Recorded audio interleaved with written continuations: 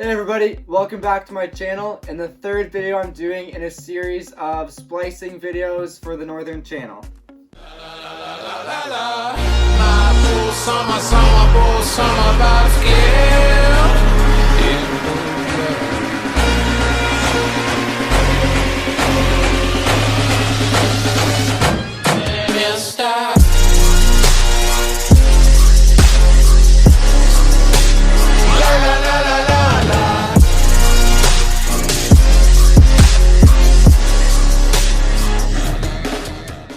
So in the last video I showed you guys how to do a really simple locking eye splice, and using this we used both pretty much both ends of the rope, as you could say. So we used the little tail that we had, and we also used the longer piece of the rope.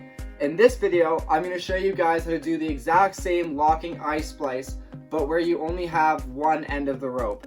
So if you have a situation where the longer end of the rope is maybe spliced to something else, or you're just trying to splice the core of a rope, and the longer end has a cover on it and you can't get it through, then I'm going to show you guys how to do this splice with only using one end of the rope.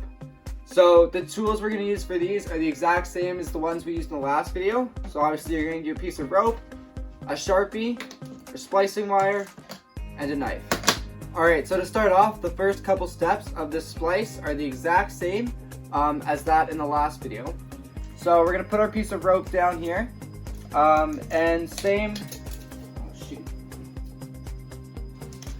So I'll put a piece of rope down here, and same as the last video, we'll make our splice about an inch to an inch and a half, and that means I'm going to want about a finger length of extra tail that I'll vary. So I'll mark off my splice there with the Sharpie. There we go. So same as the last splice, line up the Sharpies. We have our loop here, we have our short end, and then we have our long end. But with this splice, we're going to pretend that this long end is tied off to something, or for some reason we can't use it to splice. So the first step that we're going to do is the exact same as the last splice. So we have our first point here towards the middle of the rope, and our second point towards the end of the rope, or towards the short end of the rope. So we're going to open up our first point here. We're going to take our splicing wire and we're going to put it through the first point, again going straight through the rope so it can slide along just like that. Alright, we're going to grab our short end of the rope, we're going to put it into our splicing wire,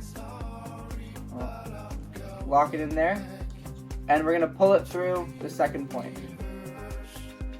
So again, when you put your splicing wire through the rope, you want to make sure that you're not catching any of the fibers or the strands of the rope. Alright, so we have the short end of the rope through our first point here, and we're going to pull it so the two Sharpie markings are in line. So that is our loop.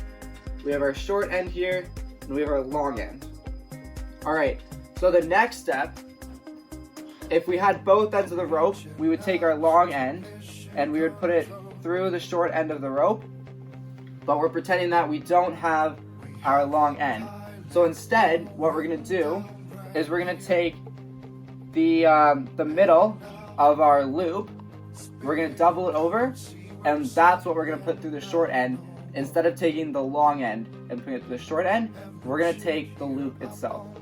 So the first step to do this is to pull our two Sharpie markings a little bit past themselves. We're going to open up our second Sharpie marking here, so we can see that get nice and open. Take our splicing wire and put it through the rope. Just keep it a little open there. Putting it through the rope, making sure again that we're not catching any of the strands. So we're going to put it through the rope there. And this is where it sort of gets tricky. So we have to put the loop that we're trying to make into our splicing wire, just like that. And we're going to pull it to the end.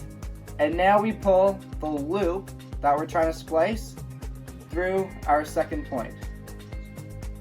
So this can get a little tough because you're trying to pull essentially, it's doubled up twice. You're trying to pull that through the rope. So you can use your fingers and kind of open up the opening that we have, as well as using the splicing wire to pull it through. So it's almost there. A little tricky. There we go. So now we can see that that's pulled through. Take our splicing wire out, and we're going to pull the loop completely through. And so you're going to see, this is really important to know, that the second point here is going back over the neck of the loop, and you can see it's kind of getting winded up on itself here, but that's all right. We're going to fix that, and we're going to pull it, and so you can see right here that we essentially have to pull it over itself, just like that. Perfect. So we can see that, as we saw in the last video, and one of the really important things and why this splice is so great is that it's going to lock off on itself. But before we pull it as tight as we want, we have to fix this second point here so it's not raveled on itself anymore, because when we pulled the loop of the splice through the second point, the second point pretty much got twisted on itself. Alright, so now, in order to fix the second point being essentially twisted on itself when we took the loop and pulled it through itself, we're going to fix that. And how we're going to do that, so if we have the top of the splice up here and the bottom of the splice down here and our short end here, what we're going to do is we're going to take our splicing wire and we're pretty much going to put it through the second point again, where the rope is already running through the second point. So we're going to put it through the second point from the top to the bottom, so going along the rope there. So you can see that my splicing wire is in the second point there, along with the rope. We're going to put the short end into the splicing wire, and we're going to pull it back through itself at the second point. So we're going to pull it through here, and we can see that again it's twisting on itself, but this time it's untwisting itself. Alright, so we can see it's going to look a little ruffled still, but it just means that all of the strands are going the right way and they're not twisting on each other, so they're not making the splice weaker. The rope is the same way it was before. So now what we can do is we can tighten up our splice and allow it to lock on itself, just like that. So here we go again. We have our locking splice here, and now the only thing that we need to do is we need to taper the short end of the rope into the rest of the rope. And so this is exactly what we've already done in the last splice. So again, I'm going to pull out around 3 to 4 strands of the rope, and then we'll bury it in the rest of the rope.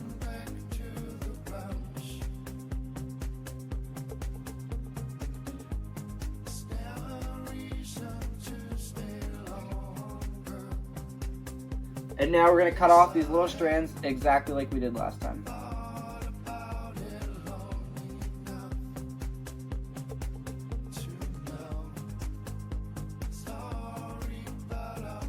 So we've got our 4 strands here. We've got our locking splice. We've got our short end. And now the last thing to do is to bury the short ends into the rest of the rope. So exact same as the last time. We're going to run our short end along here to see where it is on the rest of the rope. We're going to go about a couple centimeters past the end of the short end. Open up our rope here so we can insert our splicing wire. Put the splicing wire in, make sure you're not catching any of the strands of the rope, and push the wire along the inside, the hollow core of the rope. So pretty much pushing the rope onto the wire. One thing to be very careful about here when you're taking your wire out of the rope is not only to make sure that you're not catching any strands, but also make sure that you're taking the wire out of the rope on the same side as the short end here. So we can see that if I flip the rope over, I don't want to take my wire out on this side because then the rope's going to have to pull around in order to be buried. I want to flip the rope around and pull it out on this side of the rope where the short end is. So you can go here and push the wire out without catching any fibers or strands. We'll put the tapered end of the rope, short tapered end, into the splicing wire, and we can slowly start to pull this tapered end here through the rope. So again, just milking the cover onto the tapered end. And you can see it's starting to come out here. There it is. And again, we have the short end bunched up here where it goes into the rope.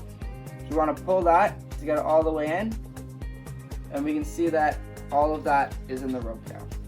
So the last thing to do is to pull the cover over the tapered short end of the rope. So we can start to do that. And we can see the tapered end slowly disappearing there.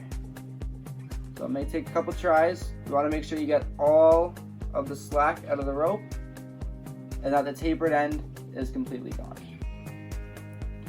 So there we go. So we can see that the eye splice using only one end of the rope is the exact same as the eye splice using both ends of the rope with a little added step.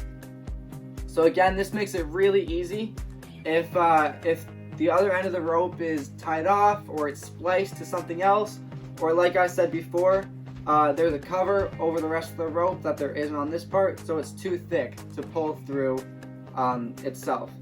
So thank you guys for watching. Stay tuned for the next 2 videos as I'm going to show you guys how to take both these types of splices and apply them onto something that can be used on most boats. So stay tuned for that because that's going to come up very soon. We'll see you guys next time.